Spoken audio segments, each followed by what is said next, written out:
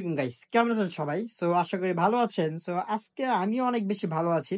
So আজকে অনেকটা ঠান্ডা পড়ছে। ইদানিং এর গত কিছুদিনের তুলনায় আজকে বেশ ঠান্ডা পড়ছে এবং কি মনটা চাচ্ছে একটু পেশওয়ারে নিয়ে যায়ে খাওয়া-দাওয়া করি। আর আজকে দিনটা খুবই স্পেশাল।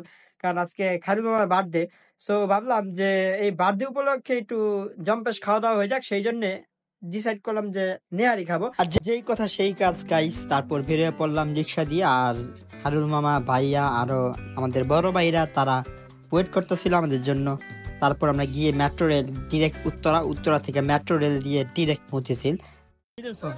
যাবো ইতে মতিঝিল মেট্রো রেলে গেলে না? হ্যাঁ এই প্রথমবার হ্যাঁ খুব ভালো অনুভূতি লাগতেছে কেমন? তোমার কেমন লাগতেছে? আমি তো ভাই যাই নেহারি এদিকে মজা লাগতেছে। তো আমার মেট্রোতে তো আরো অনেকবার উঠছি। আইসা পড়ছে আমাদের মেট্রো। এখন যাবো ওয়ারিতে পেশোয়ারি। তো মতিঝিল আইসা পড়ছি মোটামুটি 30 মিনিটের মতো লাগছে। বাংলাদেশ 3 ঘন্টা রাস্তা, আমরা 30 মিনিটে। তো গাইস বাইরে হয়েছিলাম যাওয়ার উদ্দেশ্যে মেট্রো থেকে নাইমা, কিন্তু এই যে বেচারার মুতে ধরছে টয়লেট নিয়ে যাওয়া লাগতেছে। কি অবস্থা ভাই আপনার?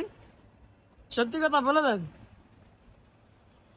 তো। যাই হারে টয়লেটে নিয়ে যাই, মেট্রো রেলের টয়লেটে। ভাই আমার প্রস্রাব করতে পারলো না, তার কাছে টিকিট নাই বইলা। প্রকৃতি সারা দিতে ডাকে। আমি তো তোমার কোম্পানি দিতে গেছিলাম মিয়া। আরে ভাই যতই চাপ আমারস তুই আমারে বলতেছিস যে ভাই আমারে নিয়ে যাও। আমি বললাম আমি তোমার সাথে নিয়ে গেছি। আমি তো তোরে নিয়ে গেলাম। ছি, ছি, ছি, ছি, ছি। এত বড় মিথ্যা কথা। বড়দের কাছ থেকে আমরা কি শিখবো? ঠাড়া করবো। তোমরা সিনিয়র সিটিজেন, আমরা তোমাদের কাছ থেকে কি শিখবো? এত মিথ্যা কথা কইলে, হ্যাঁ? এটা ঠিক না ভাই সত্য কথা বাদ নাই। বলতে গেলে তুমি তো সিনিয়র জুনিয়র। সত্য কথার বাদ নাই দুনিয়াতে। জায়গা অন্য জায়গায় প্রস্তাব করা জায়গা খুঁজতে হবে। সিনিয়রের নামে যদি মিথ্যা কথা কও তাহলে সিনিয়রের কাজে লাগতো না। পেটটা দেন তো, কার পেট বেশি বুলা লাগে। যাই হোক গাইস, উবার বুক করছি মতিঝিল থেকে বাড়ি যাওয়ার জন্য। আসলে বাড়ি চিনি না, সেই জন্য ওয়েট করতেছি উবারের জন্য। দেখি উবার কখন আসে। এক জায়গায় যাইতে কি আমরা আরেক জায়গায় খাওয়া দাওয়া শুরু করি। উবার বুক দিছি, উবার আইতে আইতে আমরা সব খায় পেট ভরে নিয়েছি। আমার মিষ্টি খানা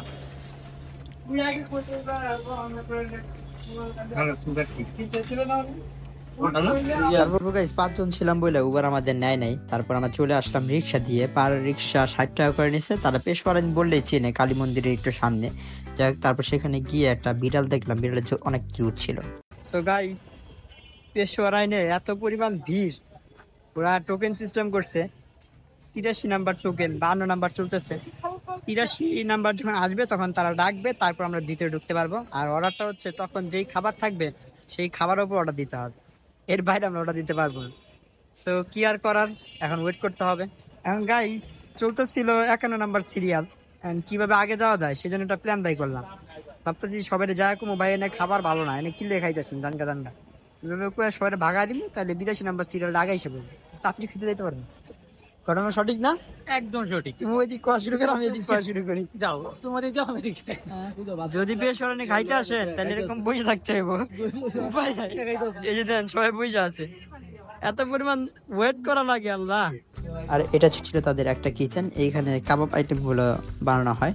তো এটা দেখতে দেখতে আমাদের মোটামুটি সিরিয়াল আইসা পরে। এই যে উনি আমাদের ডাকতেছিল নাম্বার 83। তারপর আমরা গিয়ে আমাদের কাঙ্ক্ষিত প্লেসটা পেয়ে গেলাম। আর এই হচ্ছে তাদের মেনু। তো এইখানে তাদের সব ইনফরমেশনই আছে। আমরা এই মোরগ মাখানওয়ালা যেটা রিকমেন্ডেড 350 টাকা 1:2 এটা অর্ডার করছিলাম। আর হচ্ছে খাসির স্পেশাল নেহারিটা অর্ডার করছিলাম, সেটাও 350 টাকা পার প্লেট ছিল। তো খাবারগুলো দেখতে খুবই লোভনীয় ছিল, অনেক বেশি জোস ছিল। তবে এই মোরগ মাখানওয়ালাটা প্রথম খাইতে এত বেশি জোস লাগছে, জাস্ট ক্রিম আর বাটার দিয়ে একদম চুপচুপা ছিল। যারা হার্টের রোগী তারা তো খাইতে পারবেন না। সো এটা প্রথম মুখে দিয়ে একটা মিষ্টি মিষ্টি ভাইব ছিল, মিষ্টি পুরোপুরি মিষ্টি। কিন্তু আসলে যেমন তেল বেশি খাওয়া যায় না, এরকম এই আইটেমটা বেশি খাওয়া যাবে না। আপনার অল্প একটু খাবেন, মজা পাবেন, কিন্তু আরো বেশি খাইতে গেলে আসলে কেমন জানি লাগে। তারপর কথা বলা যায় যে এই যে নেহারিটা নিয়ে, খাসির নেহারি এবং অনেক বেশি সফট ছিল এবং অনেক বেশি জোসও ছিল। আর এদের মশলাটার কথা কি বলবো, এটা হচ্ছে অ্যাজ ইউজুয়াল নেহারি না, আসলেই এরা ব্যতিক্রম, ঢাকার মধ্যে বেস্টগুলোর মধ্যে একটা। তো জোস ছিল এটা খাইতে। তারপর ভাবলাম যে আসলে একটু একটু মাংস খাওয়া হবে না, পুরোটা একবারে কামড়ি শুরু করে দিলাম। আর এদিকে আমাদের লাচ্ছি আইসা পড়লো। এই লাচ্ছিটার প্রাইস ছিল 130 টাকা এবং বেশ ঘন ছিল। এটা ছিল হচ্ছে গিয়ে মালাই লাচ্ছি বলা হয়, ওরা মালাই লাচ্ছি বলে, এবং মালাইয়ের টুকরা পাওয়া যাচ্ছিল এবং খাইতে বেশ মজাই লাগতেছিল। যখন খাবার দাবার শেষ করে এই লাচ্ছিটা খাইতে জাস্ট অসাধারণ লাগতেছিল। আস্তে আস্তে লাচ্ছিটা খাবেন, বেরোলাম আলহামদুলিল্লাহ, এখন গাড়িতে উঠবো। তারপর গাড়িতে উঠে রওনা হয়ে গেলাম আমরা আমাদের বাড়ির উদ্দেশ্যে। এবং কি যেহেতু রাতের বেলা ঢাকা শহরে সেই চেনা পরিচিত জ্যাম আমরা পাইনি, একদম রিল্যাক্স আস্তে ধীরে চলে আসছি আমরা আমাদের এলাকার দিকে। তো গাইস, খাওয়া দাওয়া কমপ্লিট করে আমরা এলাকায় এসে পড়ছি। এখন খালুর মামার বার্থডের কেক কাটবো, সে জানে না আসলে, আর বার্থডে উপলক্ষে যে এত কিছু হয়েছে সে এখনো কিছুই জানে না। সো আমরা একটু যাবো, একটা কেকের ব্যবস্থা করা হয়েছে, কাটা হবে ইনশাআল্লাহ। দেখি যাই ওইদিকে। আর খাবারটা মাশাআল্লাহ অনেক ভালো ছিল। তারপর আমরা মামারে মোটামুটি বিভিন্ন ছল ছাতুরায় একটা জায়গায় নিয়ে গিয়ে সেখানে কেক টেক আগে রাখা ছিল এবং তার একটা যে সারপ্রাইজ দিয়েছিলাম। সে মনেই করছিল যে পুরা দিন আমরা কিছু করি নেই, তার মনে হয়তো বা ভুলেই গেছে। যাই হোক, এটা পুরাই আনএক্সপেক্টেড ছিল তার জন্য, কিন্তু জোস মজা করছি। তো এই তো গাইজ, এটাই ছোটখাটো আনন্দ। আসলে তার জন্য যতই করবো ততই কম, কারণ সে সবসময় আমাদের পাশে থাকে, যখনই যেটা প্রয়োজন তখনই তার আমরা পাশে পাই সবসময়। তো ধন্যবাদ খালু মামারে for being with us and happy birthday to him. So guys, এই তো আজকের ভিডিও এই পর্যন্তই। সবাই ভালো থাকবেন, সুস্থ থাকবেন, আর আমাদের জন্য দোয়া করবেন যাতে আমরা আরো নতুন নতুন আরো সুন্দর সুন্দর ভিডিও নিয়ে আপনার সামনে হাজির হতে পারি। আর হ্যাঁ, অবশ্যই যদি এই ভিডিওর কোথাও একটু ভালো লাগে তাহলে একটা লাইক, কমেন্ট, আর প্লিজ গাইজ একটা সাবস্ক্রাইব আর ফলো দিয়ে দিন। আল্লাহ হাফিজ গাইজ, ভালো থাকবেন।